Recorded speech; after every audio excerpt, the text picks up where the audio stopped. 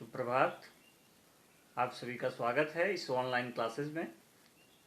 मैं Chandrashekhar Roy, assistant professor, Kansi Sahu college, Seraikela, department of history, Kolhan university. प्यारे बच्चों, आज हम पीजी सेमेस्टर 1 के पेपर नंबर CC1 के विषय में आज बात करेंगे और आज का विषय है ग्रीको रोमन इतिहास लेखन की परंपरा, है ना।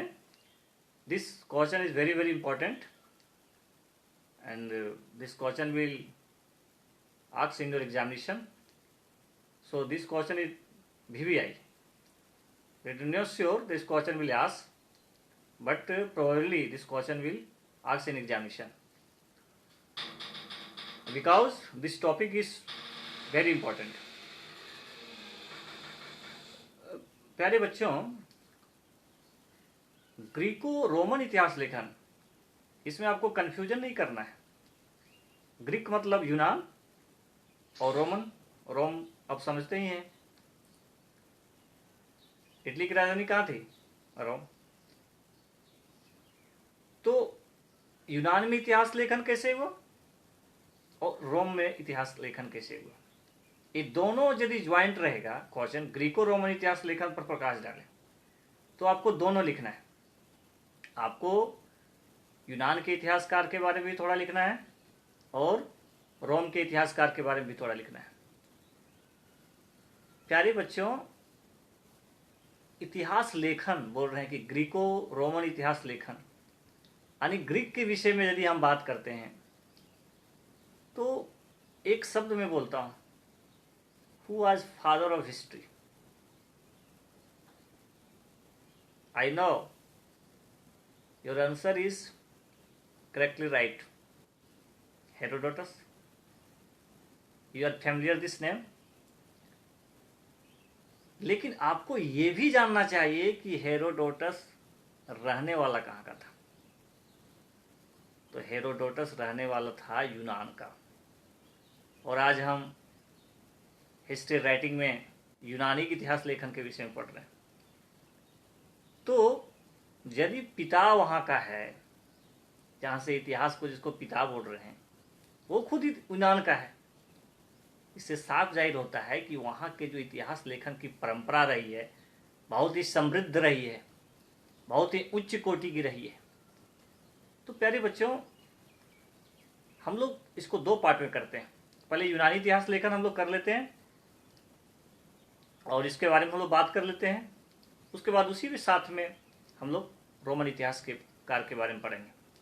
देखिए, सबसे पहले यूनानी इतिहास लेखन जो हुआ, उसमें एक वैज्ञानिक इतिहास लेखन टाइप का हुआ, मतलब तथ्यों को बहुत अच्छे ढंग से संश्लेषित करके, उसका डाटा कलेक्शन करके, और बहुत ही अच्छे ढंग से इतिहास लिखा गया।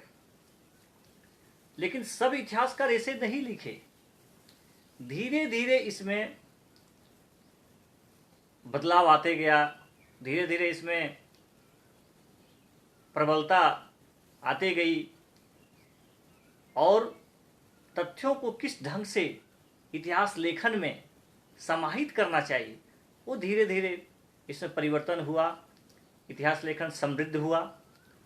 तो प्यारे बच्चों, यूनानी इतिहास लेखन में होमर की कविताओं का भी योगदान है, यानी वहां पर कविताओं, कहानियों को भी इतिहास लेखन में शामिल किया गया, उनकी तथ्यों को शामिल किया गया।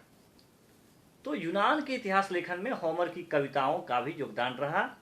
लेकिन यूनान के इतिहासकार में, इतिहास लेखन में जो कुछ महत्वपूर्ण इतिहासकार हुए, जैसे हिकाटियस हुए, हेरोडोटस हुए, थ्यूसिडाइज हुए, पोलेबियस हुए, तो इस तरह के पोलेबियस जो नाम है वो रोमन इतिहासकार में भी है। रोम का भी उसने इतिहास लिखा, लेकिन यूनान का भी इतिहास लिखा। तो प्यारे बच्चों, हम लोग बात करते हैं सबसे पहले हिकाटियस के विषय में। उसकी पुस्तक थी, उसने लिखा विश्व की यात्रा। उस पुस्तक में उन्होंने जो कुछ देखा, भौगोलिक, इतिहास, राजनीतिक, सब कुछ उसमें लिख डाला। प्रकृति को भी उसने लिखा, प्रकृति में जो भी कुछ उसको भौगोलिक देखने को मिला, उसने अपने इतिहास लेखन में शामिल किया, जो उसको अच्छा लगा।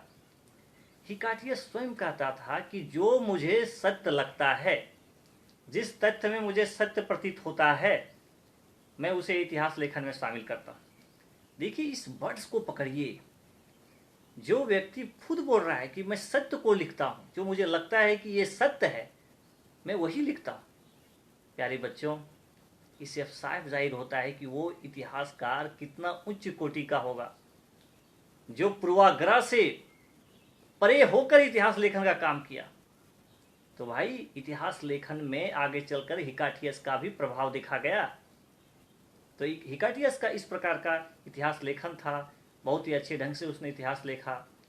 उसके बाद हेरोडोटस, इस नाम से आप परिचित हैं, यूनान का ही रहने वाला था, ग्रीक का रहने वाला था।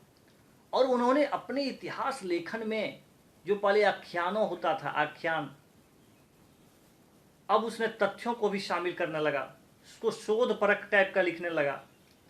और हेरोडोटस ने अपने इतिहास लेखन में काव्यों, कहानियों, तथ्यों को बहुत ही अच्छे ढंग से परोसने का काम किया। यानी एक देश का इतिहास दूसरे देश में कैसे जाए, कैसे वहां के लोग पढ़े, इस बात का ध्यान हेरोडोटस ने रखा। आज जो हम लोग चीन का बारे में पढ़ते हैं, यूनान के बारे में पढ़ते हैं हिंदुस्तानी, तो इस तरह का काम करने का जो काम किया, यानी एक देश का इतिहास दूसरे देश के लोग पढ़े, इस तरह का काम करने वाला कोई दूसरा व्यक्ति नहीं था बच्चों। ये काम किया हेरोडोटस ने। यानी हेरोडोटस ने बहुत अच्छे ढंग से राजनीतिक इतिहास भी लिखा, सांस्कृतिक इतिहास भी लिखा, हर तरह तथ्यों को उसने देखने का प्रयास किया। आगे हम बात करते हैं, और इसमें उसने जो सबसे महत्वपूर्ण चीज लिखा, उसने पर्शियन वार के बारे में लिखा। पर्शियन वार में उसने पर्शिया के जो वीर सैनिक थे, उनकी कृति, उनकी शौर्य, उनकी साहस का वर्णन उसने पर्शियन वार में किया। यदि वो राज्य से संरक्षण में रहकर लिखते तो यूनान के बारे में बड़ाई करते, लेकिन उसने पर्शियन के जो सैनिक थे उनके गुणगान किया, उनकी वीरता का बखान अपने इतिहास लेखन में किया। तो इससे साफ जाहिर होता है कि हेरोडोटस भी पूर्वाग्रह से वंचित था, और उसको जो भी अच्छा लगता था उसने हर तथ्यों को अपने इतिहास लेखन में शामिल किया। आगे हम बात करते हैं थ्यूसिडाइड। थ्यूसिडाइड को सबसे यूनान का एक वैज्ञानिक परक तकनीक वाला इतिहासकार बोला जाता है, क्योंकि उसने तथ्यों को बहुत ही जांच पड़ताल के लिखा। हेरोडोटस के विषय में कहता है कि उसने जो देखा, जो बोल देता था, उसको सही मान लेता था, वो इतिहास में लेखन में उसको शामिल कर लेता। लेकिन थ्यूसिडाइड नहीं, थ्यूसिडाइड वैसा नहीं करता था। थ्यूसिडाइड बहुत संश्लेषण करता था, तथ्यों का जांच परख करता था, इसमें क्या सही है, क्या गलत है, क्या इसमें लिखा जाना चाहिए। इस एक प्रकार से थ्यूसिडाइड ने मेथोलॉजी प्रयोग किया, विधि, इतिहास लेखन की विधि, जैसे आप रिसर्च मेथोलॉजी पढ़ते हैं, शोध विधि, उसी प्रकार से थ्यूसिडाइड ने एक मेथोलॉजी इतिहास लेखन की परंपरा विकसित की। और उसने नियति को नहीं माना, भाग्य को उसने इतिहास लेखन में नहीं माना। जैसे कोई बोलता है कि वो ऐसा होना था, जिसका उत्थान है उसका पतन स्वाभाविक था, ऐसा नहीं माना। उसने कर्म का विशेष महत्व दिया, कर्म को माना कि आदमी का जो क्रियाकलाप है वो जिम्मेदार होता है, नहीं कि उसके भाग्य जिम्मेदार है। उसका जो विल पावर है, इच्छा शक्ति, विल पावर, उसको सबसे बड़ा इंपॉर्टेंट माना किसी भी घटना के लिए। बिना विल पावर का कोई भी घटना अच्छी नहीं हो सकती है। यानी वो भाग्य की जो परंपरा होती थी कि भाग्य में ऐसा था, इस तरह होना ही था, उसने इसको शामिल नहीं किया। और उसने पेलोपोनेसस युद्ध के बारे में लिखा। पेलोपोनेसस युद्ध जो हुआ उसके विषय में थ्यूसिडाइड ने बहुत ही वैज्ञानिक तरीके से अपने लेखन का कार्य किया। तो थ्यूसिडाइड एक ऐसा इतिहासकार था जिसने अपने इतिहास लेखन में बहुत ही बारीकी से तथ्यों को शामिल किया। उसके बाद आगे हम बात करते हैं पोलेबियस। पोलेबियस भी उच्च कोटि का इतिहासकार माना जाता है। उन्होंने यूनान तथा रोम का इतिहास दोनों इतिहास लिखा। और पोलेबियस ही पहला व्यक्ति था जिसने विश्व साम्राज्य की शब्द दिया। आज जो हम लोग विश्व बोलते हैं, विश्व साम्राज्य, वर्ल्ड हिस्ट्री टाइप का जो बोलते हैं, उस शब्द को लाने में, विश्व साम्राज्य की जो कल्पना थी उसको लाने में जो है सो पोलिबियस का योगदान है। पोलिबियस भी एक शब्द बोलता है कि यदि कोई पक्षी की आंख निकाल जाए तो उसका कोई महत्व नहीं रहता है। इसी प्रकार से यदि इतिहास लेखन से सत्य को निकाल दिया जाए तो वह बेकार हो जाता है। इसीलिए इस तरह से साफ जाहिर होता है कि जो व्यक्ति सत्य को इतना महत्व दे रहा है, इसका मतलब है कि वो तथ्यों की सत्यता पर विश्वास करता था। पोलिबियस भी इसी टाइप का व्यक्ति था कि वो तथ्य को मानता था, सत्य क्या है, न कि भाग्य।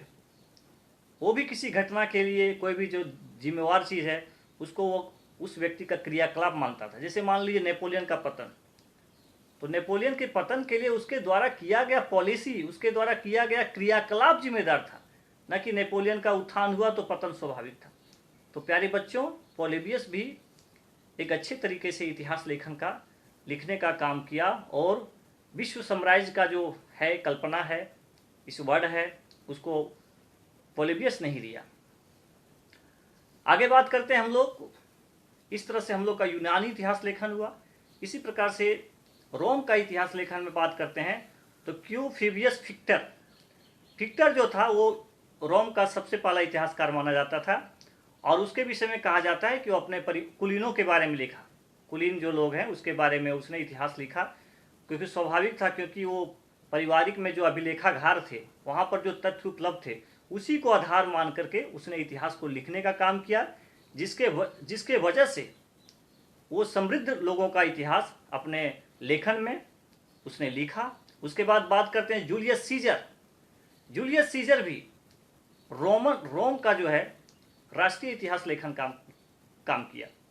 यानी एक तरह से उसने, देखिए उसकी एक लेखन है, उसकी एक कृति है the commentary on Gallic war and civil war. उसके विषय में बहुत ही अच्छे ढंग से उसने उच्च कोटि की परंपरा और रोम साम्राज्य का जो उत्थान था, इसके लिए वहाँ के लोगों का नैतिकता को माना। रोम साम्राज्य का जो उत्थान हुआ, उसकी पराकाष्ठा हुई, उसके लिए वहाँ के लोग जो नैतिकता था, नैतिकता को सबसे बड़ा महत्व दिया। इसी प्रकार से है आगे इतिहासकार है टाइटस लिवी। लिवी ने रोम का राष्ट्रीय इतिहास लिखने का काम किया। रोम का जो राष्ट्रीय इतिहास लेखन का काम हुआ है वो काम टाइटस लिवी ने किया। तो इस तरह से इस संक्षिप्त वीडियो में हम लोग ग्रीको रोमन इतिहास लेखन की परंपरा के विषय में आज डिस्कस किए। प्यारे बच्चों, आप लोगों का एक सजेशन है कि आप इसका जो किताब है, बेसिक बुक है जो आपके पास होंगे, उसको आप कुछ तथ्यों को, कुछ आपको लगे कि कोई इतिहासकार और होना इस चाहिए इसमें, जैसे रोम में केटो थे, केटो भी एक इतिहासकार थे जो रोम का इतिहास लिखा, तो कुछ कुछ तथ्यों को आप एक कलेक्शन करके और अच्छे ढंग से आप एग्जाम में लिखने का प्रयास कीजिएगा। मैं आज संक्षिप्त वीडियो में आपको ये बताने का प्रयास किया कि इतिहास लेखन कैसे परंपरा चालू हुई यूनान में और रोमन में। सबसे पहले तो मैं बताया यूनान में इतिहास लेखन प्रारंभ हुआ और उसी का प्रभाव हुआ कि आगे चल करके रोम के वासी भी उससे शिक्षित हुए और वहाँ भी इतिहास लेखन की परंपरा वहाँ भी शुरू हुई। जितना भी इतिहासकार हुए, किस प्रकार का उसने अपने लेखन शैली में तथ्यों को रखा, संश्लेषण करने की जो क्षमता थी, तथ्यों को इकट्ठा करने का जो शैली था, वो किस प्रकार से डेवलप हुआ, उसके बारे में हम लोग आज चर्चा किए।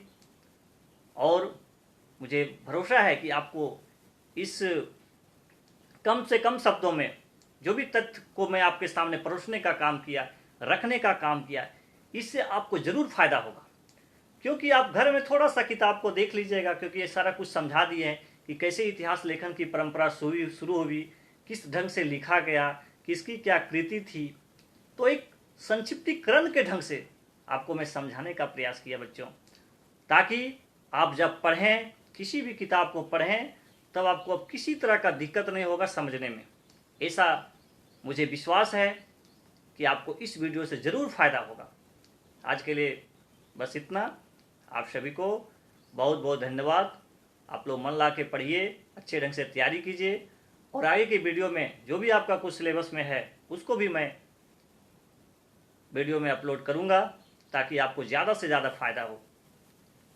आप सभी को पुनः धन्यवाद।